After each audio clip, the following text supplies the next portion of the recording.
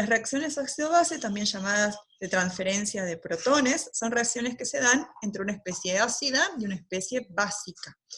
Para lo cual, lo primero que tenemos que entender es cuáles son esas sustancias que pueden actuar como ácido y cuáles son esas sustancias que pueden actuar como base. Una definición bastante antigua, pero dentro de todo de las primeras que empezaron a pensar a las sustancias como ácidas o como bases, fue la definición de Arrhenius, en la cual definió a sustancia ácida o ácido como aquellas que por ionización en el agua generaban protones. Esta especie, que es el hidrógeno que ha perdido un electrón y por lo tanto consiste exclusivamente de un protón, de ahí su nombre. Y base a las sustancias que cuando se ponían en disolución acuosa generaban el anión oxidrilo. El anión oxidrilo es conocido porque sabemos que está presente en los compuestos denominados hidróxidos. Entonces, para Arrhenius, ácido es toda especie que cede protones, base es toda especie que puede ceder oxidrilos. Ocurrió que había disoluciones formadas por otras sustancias denominadas base también, por ejemplo el amoníaco, en el cual si uno observa la fórmula no puede determinar de dónde aparece ese oxidrilo generado por esa sustancia. Con lo cual, un par de años más, apareció una definición diferente en donde a ácido se lo define de la misma manera, aquella especie que puede ceder protones, pero el concepto de base cambia, al entender que es base una especie que puede aceptar un protón.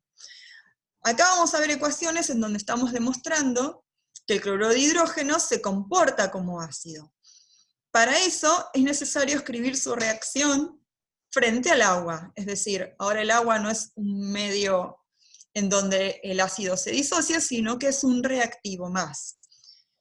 En la primera reacción, vemos que el cloruro de hidrógeno, al ionizarse, se divide en el anión cloruro y cede ese protón al agua, formando esta especie química denominada hidronio o oxonio, que consiste de una molécula de agua con un protón adosado. Si vemos por la fórmula, tenemos los 2 hidrógenos del agua más el hidrógeno aceptado, 3 hidrógenos.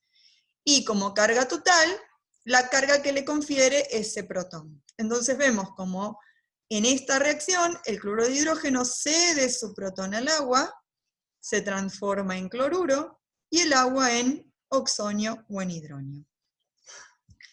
Para entender una base, lo que podemos pensar es al amoníaco como ejemplo de base, en donde, si reacciona con el agua, en este caso es capaz de aceptar un protón. Es decir, el agua cede un protón y se transforma en una especie conocida, que es el amonio, ¿sí? El cual consta de los 3 hidrógenos que tenía el amoníaco, más el protón aceptado. Por eso tiene 4 hidrógenos en total. Y la aparición del oxidrilo. ¿Este oxidrilo de dónde aparece? Aparece cuando el agua reacciona cediendo su protón, y en la cual queda como resultado el agua sin un protón menos, o sea, el oxidrilo. Es decir, esta definición, que es una definición más moderna, entiende que una base no es solamente aquella que pueda generar oxidrilo por la mera disociación, como el caso de los hidróxidos, sino también aquellas especies que puedan aceptar protones y como resultado generen oxidrilos al medio acuoso en donde están. Bien, hay otras definiciones, pero nosotros nos vamos a quedar con un conjunto de estas 2 definiciones. Es decir, para nosotros, ácido va a ser toda especie que puede ceder protones. Y base va a ser aquellas especies que puedan ceder oxidrilos, como los hidróxidos, o aquellas especies que puedan aceptar protones y generar indirectamente oxidrilos, ¿sí? Bien, acá podemos ver otro ejemplo en donde en este caso el fluorhídrico, el ácido fluorhídrico, estaría actuando como ácido, al ceder un protón al agua y generar el fluoruro. Y además el catión oxonio. Esto es una reacción neta de transferencia, es decir, el fluorhídrico transfiere el protón al agua. De ahí el nombre para estas reacciones de reacciones de transferencias de protones. Es decir, el ácido transfiere su protón al agua en este caso, que si uno lo piensa, está actuando aceptando un protón, con lo cual se estaría comportando como base. El ácido transfiere un protón, en este caso al agua, que se estaría comportando como base porque es una especie que tiene la tendencia de aceptar un protón. ¿Sí? En los ejemplos anteriores vimos que estas reacciones, vamos por atrás, pueden ser reacciones completas, como en el caso del cloruro de hidrógeno, o pueden ser reacciones parciales, como en el caso del fluoruro de hidrógeno. Eso va a hacer que nosotros podamos clasificar a los ácidos y las bases en ácidos y bases fuertes y débiles. Entonces, van a ser ácidos o bases fuertes aquellos cuyas reacciones ácido-base sean completas e irreversibles. Y van a ser ácidos o bases débiles aquellos cuyas reacciones sean parciales o reversibles. Recuerden que eso lo representamos con una flecha doble. ¿Por qué lo representamos con una flecha doble? Porque este tipo de reacciones, las reacciones reversibles, si ustedes recuerdan, tienen la propiedad o tienen la característica de, así como los reactivos, generar productos, esos mismos productos volver a generar reactivos. ¿Sí? De ahí el nombre de reversibles. Es decir, existe la reacción inversa a la reacción directa que yo estoy escribiendo. A diferencia del caso de las reacciones completas, en donde la reacción inversa no es posible. ¿Sí? Entonces, ácidos y bases fuertes y débiles se clasifican según si su reacción ácido-base es una reacción completa o es una reacción parcial por el hecho de ser reversible. Recuerden de que el hecho de que sea una reacción reversible trae asociado un montón de conceptos. Las reacciones que son reversibles no tienen un final, ningún reactivo se consume, sino que, por completo, sino que llegan a lo que nosotros llamamos un estado de equilibrio químico. Tienen una constante química asociada, ¿sí? O sea, todo eso que nosotros sabemos para reacciones de equilibrio se va a aplicar en estas reacciones ácido-base. Bien, acá puede aparecer una pregunta por parte de ustedes, como por ejemplo, ¿y cómo sé cuáles son ácidos fuertes y cómo sé cuáles son ácidos débiles? Bueno, hay una lista, ¿sí?, de ácidos y bases fuertes que hay que recordar. Yo se las voy a dictar para que ustedes la puedan anotar en sus casas y de paso repasar un poco de nomenclatura. Por ejemplo, ¿quiénes van a ser los ácidos fuertes? Van a ser los ácidos fuertes el ácido clorhídrico, el ácido bromhídrico, el ácido iodídrico, el ácido nítrico, el ácido perclórico, el ácido clórico, el ácido tiociánico y el ácido sulfúrico y selénico, pero solo en su primer protón. Si ustedes recuerdan la fórmula del ácido sulfúrico o la fórmula del ácido selénico, esos ácidos contienen 2 protones.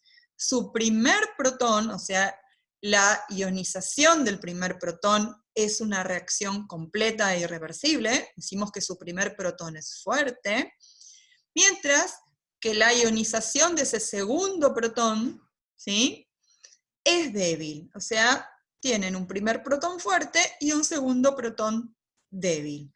Los invito a escribir las reacciones y preguntarnos en consultas de cómo sería una reacción ácido-base, por ejemplo, para el ácido sulfúrico, en donde tengo que escribir primero la reacción del protón fuerte y segundo la reacción del protón débil.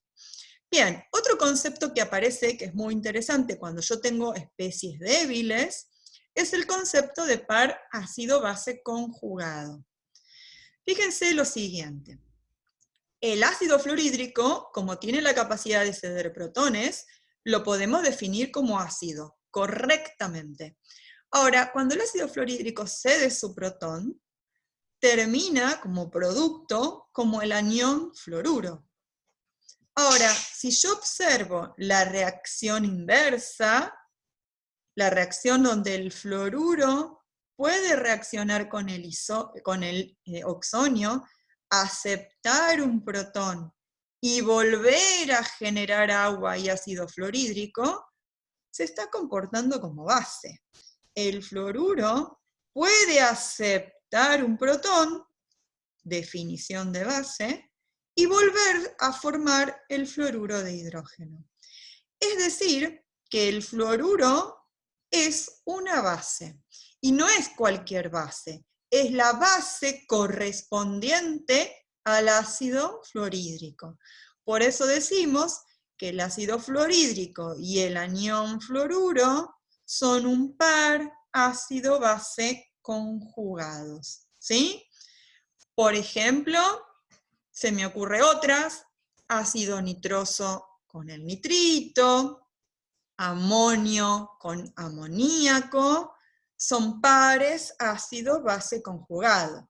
Es más, dentro de esta misma reacción, nosotros tenemos otro par ácido-base conjugado. El oxonio es una especie que es capaz de ceder protones, se lo cedió al fluoruro en la reacción inversa, y generar agua, que sería su base conjugada. Base, ¿por qué? Porque pudo aceptar protones del fluorhídrico. Así que el par oxonio o hidronio agua es otro par ácido-base conjugado presente en esta reacción. Siempre en las reacciones ácido-bases tenemos dos pares de ácidos-bases conjugados.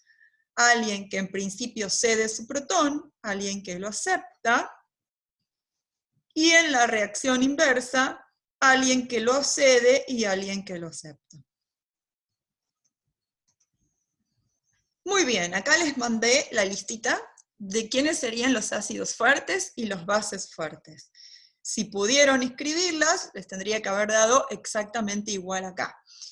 No mencioné las bases fuertes, bueno, vamos a mencionarlas, ¿sí? Las bases fuertes son los hidróxidos de los elementos del grupo 1, excepto el litio, ¿sí? El litio es muy chiquitito y no tiene un carácter metálico tan importante, con lo cual su hidróxido tiene cierto carácter covalente, con lo cual no tiene un carácter iónico muy alto, su disociación no es completa, no es un hidróxido que corresponda a ser una base fuerte, ¿sí? Eso en cuanto a los hidróxidos de los elementos del grupo 1. Están todos menos el litio. Y en el caso del grupo 2 pasa algo parecido con el magnesio forma un hidróxido que es débil, y dentro de lo que es el calcio, el estroncio y el bario, hay cierta discrepancia en los autores. Puede ser que ustedes que en libros puedan encontrarlos como fuertes, que en libros los puedan encontrar como débiles. Nosotros vamos a usar el siguiente criterio. Calcio y estroncio van a ser fuertes en los dos hidróxidos, y el bario lo vamos a considerar como fuerte en la disociación de su primer hidróxido o anión hidróxido o oxidrilo, y débil en la disociación de su segundo oxidrilo. ¿Sí? Recuerden que pasaba lo mismo, pero en el caso de los ácidos con el ácido sulfúrico. Acá tenemos la reacción de disociación en protones y hidrógeno sulfato, reacción completa e irreversible para el primer protón, y la reacción de disociación, perdón, de ionización del segundo protón para generar el anión sulfato, la cual es una reacción parcial por el hecho de ser reversible. No es el único caso del sulfúrico o el selénico, aquellos que tienen más de un protón en su estructura. Ustedes conocerán el ácido fosfórico o ácidos silícicos, aquellos que tienen más hidrógenos dentro de sus moléculas. Eso hará que vamos a tener disociaciones parciales, es decir, si yo tengo que representar que el ácido fosfórico es un ácido porque es capaz de ceder protones o de liberar protones según la definición que usemos, puedo presentarlo de este modo, es decir, en forma parcial, en donde vamos a ver que vamos a tener 3 equilibrios diferentes para la cesión del primer protón, del segundo protón y del tercer protón. Les recomiendo acostumbrarse a ir escribiendo estas reacciones y ejercitar, ¿sí? Por ejemplo, para toda esta listita, ¿cómo quedarían las reacciones ácido-base correspondiente a todos estos? ¿Sí? A modo de práctica. Bien. ¿Quiénes pueden ser las sustancias que actúen como ácidos y quiénes pueden ser las sustancias que actúen como base? Repasemos un poco lo que vimos hasta ahora. Aquellas sustancias que tienen propiedades como ácidos van a ser los hidrácidos, que es lo que nosotros conocemos a los compuestos del hidrógeno, unidos con elementos del grupo 16 o 17, ¿no? Ácido fluorhídrico, clorhídrico, bromhídrico, iodídrico, o los del grupo 16, sulfhídrico, selenhídrico, telurídrico. También los oxoácidos, ¿sí? Los ácidos que tenían oxígeno enlazado a un no metal, como el ácido sulfúrico y todos los otros ácidos del azufre, que son muchos, ya los vamos a ver más adelante, como los ácidos del selenio, el ácido nitroso, el ácido nítrico, los ácidos del arsénico. Todos los que sean oxoácidos, también el nombre me ayuda a reconocerlos, se van a comportar como ácidos. Y en el caso de las bases vimos que en una definición más antigua es reconocido que los hidróxidos actúan como base, pero también en una definición más moderna el amoníaco, ¿sí? Nitrógeno, hidrógeno 3, es reconocido como base. Acá hago un paréntesis. Hay otros compuestos de los que nosotros no nos vamos a encargar por ahora, que son compuestos del carbono, ¿sí? Que también tienen propiedades de ácido o de base. Cuando ustedes cursen orgánica, o si ya cursaron, van a poder reconocer nombres como ácidos carboxílicos, ¿sí? Entre los que se destacan algunos que son muy conocidos, como el ácido etanoico o ácido acético, y las aminas, que son compuestos del carbono derivados del amoníaco y por lo tanto también tienen propiedades de base, ¿sí? Bien, nosotros no vamos a trabajar con ellos, pero esas sustancias tengan en cuenta que también son ácidos o bases.